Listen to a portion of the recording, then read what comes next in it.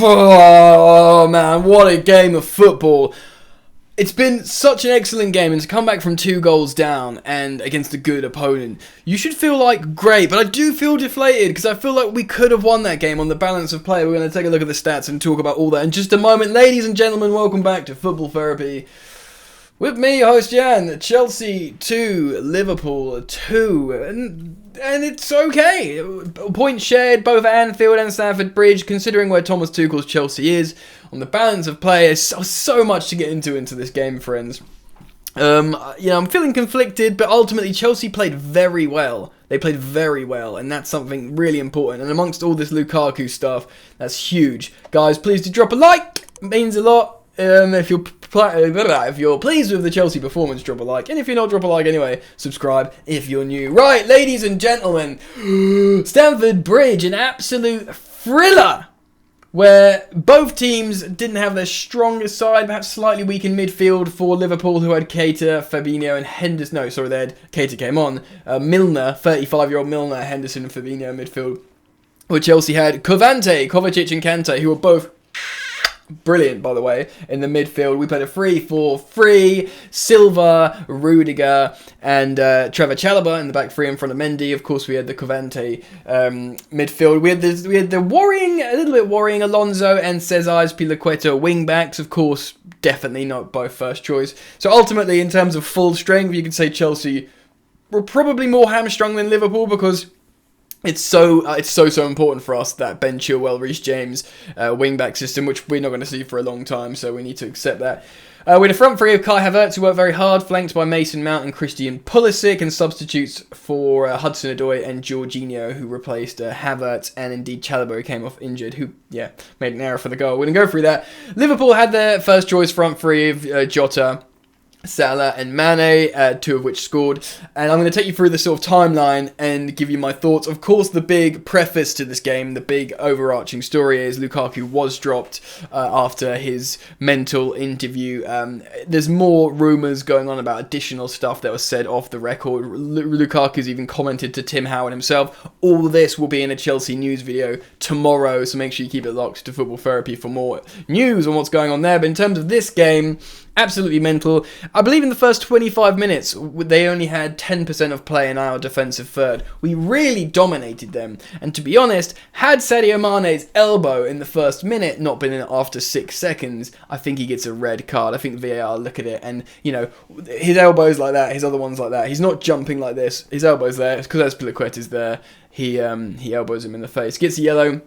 Even Graham Souness on the Sky Sports analysis is saying he should be off, so it's probably a red card. And we get a really good chance in the opening minutes. Christian Pulisic in front of Kelleher, the substitute goalkeeper, and that's another, of course, rotation from Liverpool. And Pulisic doesn't take it early doors, and a few minutes after, Sadio Mane up the other end, who probably shouldn't have been on the pitch, from my opinion, scores a goal. It's a Trevor Chalobah mistake. He sort of heads the ball too low rather than trying to kick it or chest it or something, and it presents it to Mane, who does what Christian Pulisic could not up the other end just minutes before, and converts. Man City. Man City are very happy about this game, by the way. Liverpool are a goal up. Chelsea maintained to be on top in the run of play, dominating them right up even to the goal, where Trent Alexander-Arnold assists a wonderful goal for Mohamed Salah, who takes the ball near post and just whips it with his left boot. It's a great finish. It's a great bit of movement to afford himself the opportunity to hit a great finish like that. It's a wonderful goal, but it's against the run of play. So we're 2-0 down, 26 minutes. We had been dominating them in terms of offensive play, possession played in their defensive third. In that sense, we'd been dominating. And you worry now. You're worry that, how are Chelsea going to emotionally react to this? Because they have been playing so well, and they find themselves 2-0 down to what is a very good opponent and good attack. Are we going to collapse here after starting well?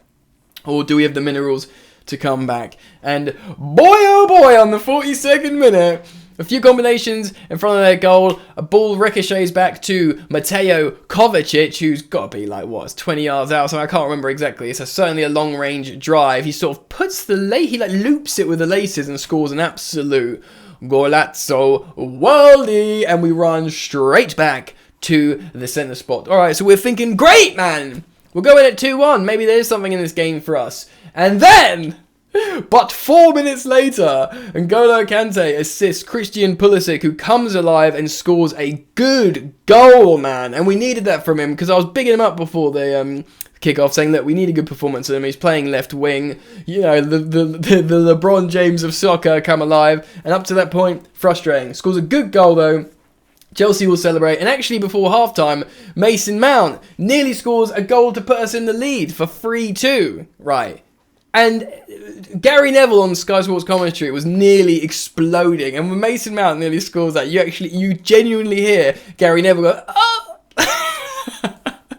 Mad. So, obviously there's no more goals in the game, but at that point, you're thinking, we could win this 4-2, friends. We could batter Liverpool, like, you know, we're in the ascendancy.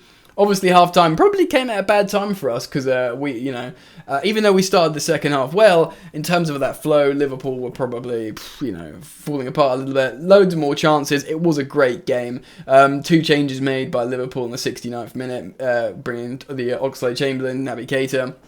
We bring in Jorginho for Trevor Chalobah. So, as drops into the back three, Pulisic drops into wing-back, and we go 3-5-2. Romelu Lukaku will be watching that from home going, ooh, I want to be part of that.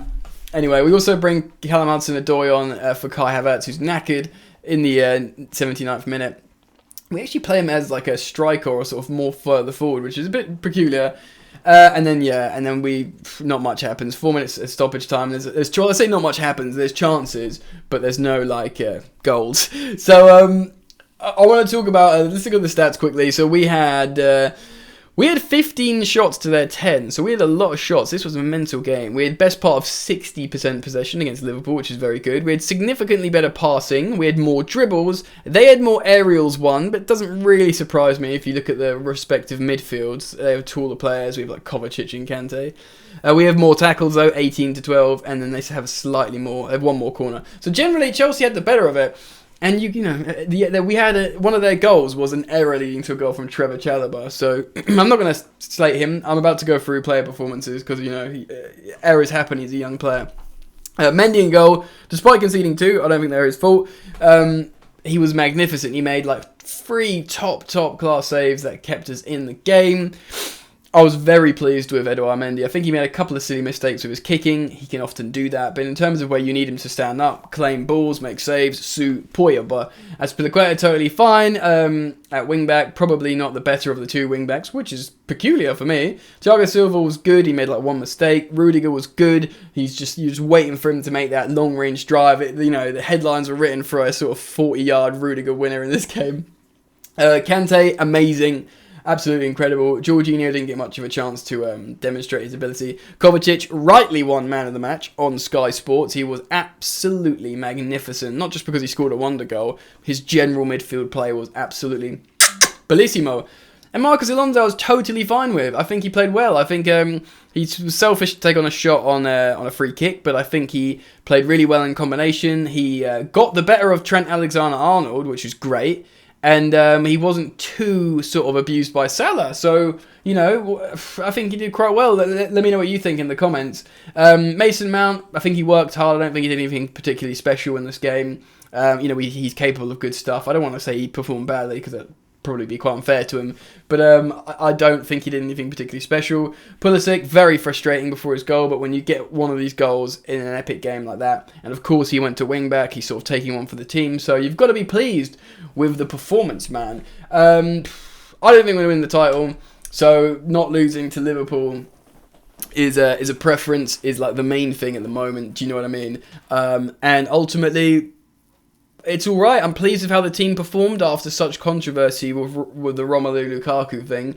I'm pleased with certain players. I don't think Havertz is going to be a long-term striker option for Chelsea. I think he's a very talented player, and I think he worked hard. I'm not saying Havertz played bad. I don't know if I've talked about him. I think he played quite well in terms of working hard, but in terms of making it work, in terms of his profile, I'm not sure that's the one.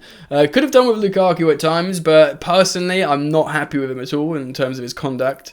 We'll see what happens there. Apparently, there's a meeting tomorrow. Again, I'll talk to you on Chelsea News tomorrow about that. So make sure you keep it locked. But in the meantime, friends, thank you for joining me. Please do drop a like on the video on your way out. If you're yet to like it, it means a lot. Because subscribe if you're new.